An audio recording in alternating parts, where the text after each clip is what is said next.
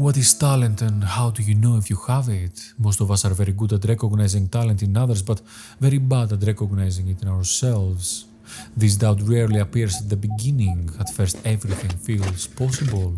The uncertainty arrives later, a year or two in, when enthusiasm fades and awareness kicks in.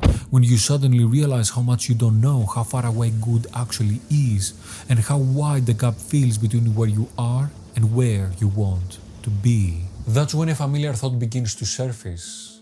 Maybe I just don't have the eye. And comparison makes it worse. We look at other photographers and assume that they are seeing something we weren't, that they were given a gift and we were dealt the wrong hand. It's an easy conclusion to reach and a hard one to shake. But after years of shooting, failing and paying attention, I learned something important. The photographic eye isn't something we are born with. It's not something reserved for the talented few. It's a skill. And once you understand what actually sharpens it, the way you approach photography changes completely. When that realization kicks in, when you understand that you can't yet create the kinds of photographs you admire in others, the first instinct is often to blame the wrong things. We look at the gear. He takes better photos because he's shooting with a $5,000 setup, we think. Or we blame editing.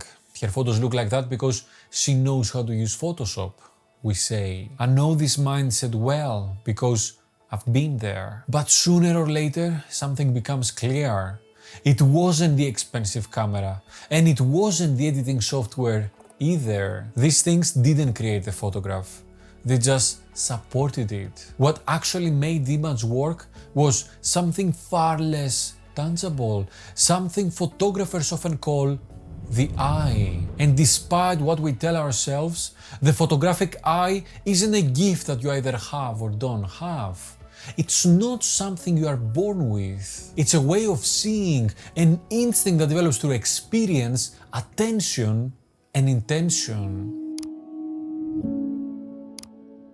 But why is that even after years of shooting, so many people, myself included, struggle to develop their photographic eye? I think the answer is simpler than what we would like to admit. It comes down to attitude. More specifically to how we choose to engage with what's in front of us. A common trap many photographers fall into is chasing the obvious, reacting instead of choosing. This is a phase almost every photographer goes early on, and it's easy to stay there because it's dynamic, it offers instant gratification, and it doesn't require much effort. You see something interesting, you raise the camera, and you press the shutter. But progress doesn't come from this motion alone. For the wheel to turn, you have to apply energy in the right direction. Otherwise, no matter how long you keep moving, you stay in the same place.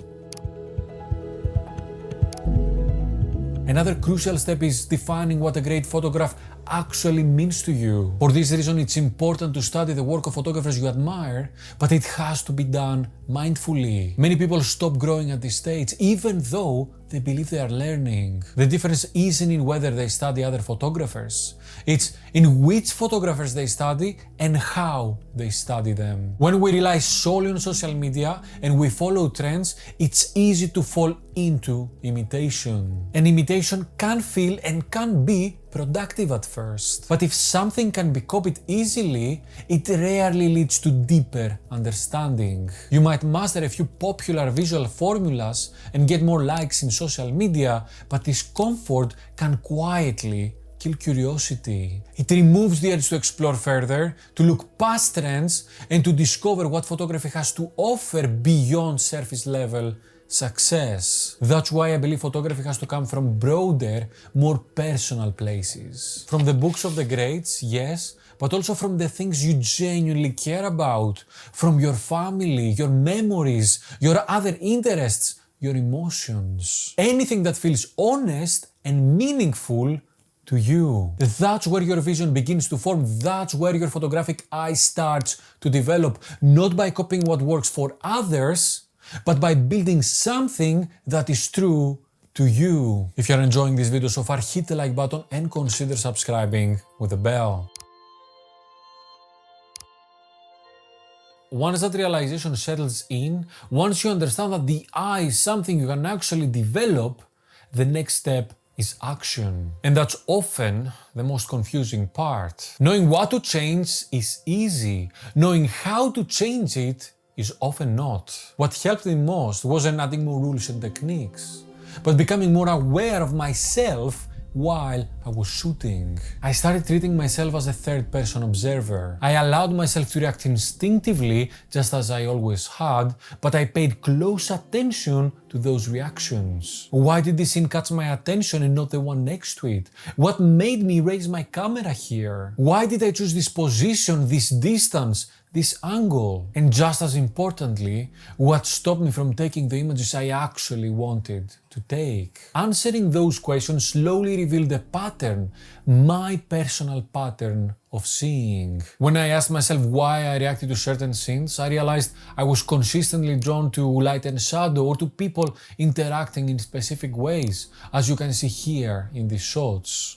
I photographed people walking, posing, or simply seen from the back. At the same time, I noticed something else. Almost all my photographs featured single figures. This detail might seem more, but keep it in mind because we will come back to it later. When I reflected on why I was putting my camera in certain positions, I realized how limited my choices often were. Eye level, familiar distances, boring angles. It became clear to me that I wasn't lacking opportunities. I was just repeating habits. And when I asked myself what stopped me from taking certain photographs, the answer was uncomfortable, but honest. Especially in street photography, I was scared.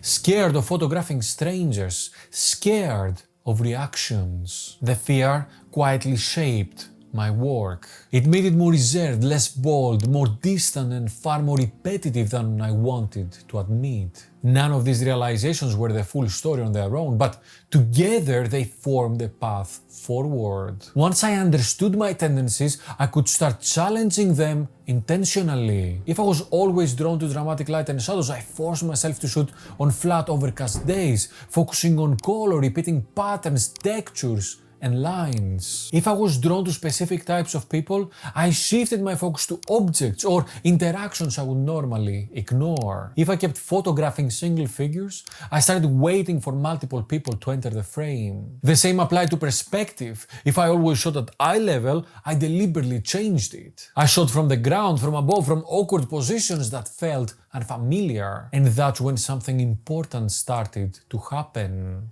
I wasn't just taking different photos, I was starting to see differently.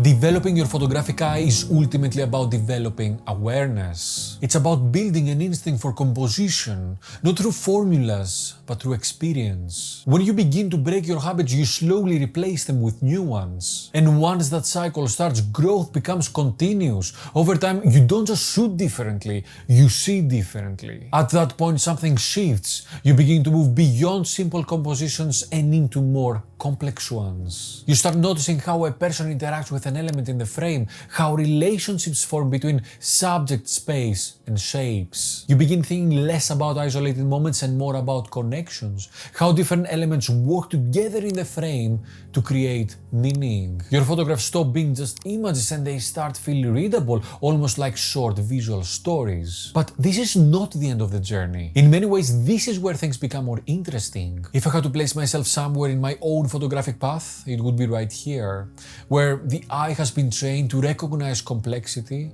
but curiosity has only now just begun to grow. Because when you reach this stage, a new question appears. What do you do with all this? Taking photos for the love of the craft is deeply fulfilling, yes. But slowly you begin to feel that there is something more waiting. That developing your eye is not the destination, but the foundation. The foundation for telling stories not in a single frame, but across many images. I don't yet know what these stories are, and I think that's important to say. I believe each of us has to discover them for ourselves. And if those stories are going to be honest and meaningful, they have to come from something personal, from emotion, from care, from something we feel drawn to understand more deeply. This is the stage I'm exploring now. I'm at the beginning of it and I'm giving myself the time to figure it out, knowing that when it becomes clear, it will be reflected in my work.